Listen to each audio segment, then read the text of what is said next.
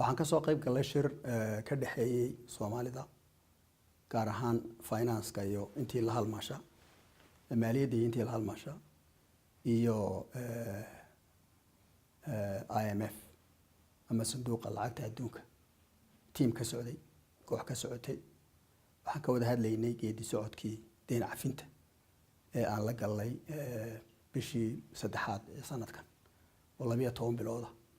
bisha marka laga soo bilaabo ilaa bisha saddexaad sanadka soo socda taasoo u habaysan in saddexdii biloodba mar la isku yimaado oo la isla eego geedi socodka wixii loogu talagalay bilihiina dhaafay halkeen marayna marka March mar baan kulanay bisha saddexaad waxaan kala saaxanay wax hadana June baan isku nimi marka intaasoo saddexda bilood wixii qabsoomay imikana inta ka dambeysay wixii qabsoomay ayaanu ka wada hadlaynay marka waxaan halkan joognay 7 maalmood maanta waa khamiis weeyaan jimcihii baanu nimi marka inta wada hadalaan ku jirnay waxaan isla qaadaa dhigeeni halkan maraynay halkan taaganahay bal hadayna wax naga siibteen inaan sanbireexoonay inaan hore u socono marka kulankan golaha IMF ka la yeelateen ma kulankii ugu horeeyay miya mise horey baad markaa u kulanteen waa kulankii saddexaad weeye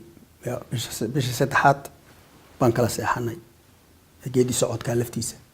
oo la yiraahdo geedi socodkii saddexaad ama SMP3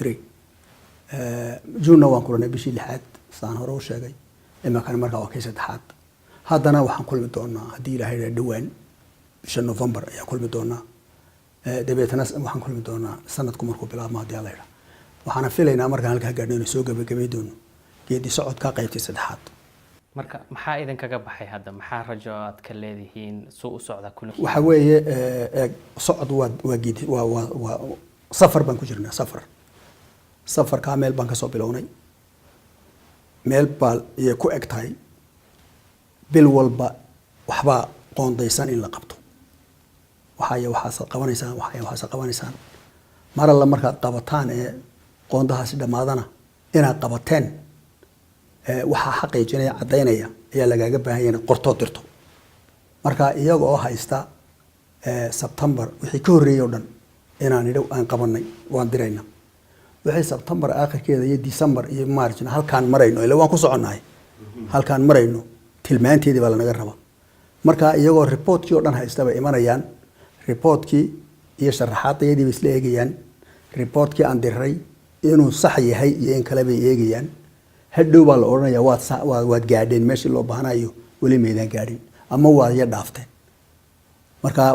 sheekadu waa taa weey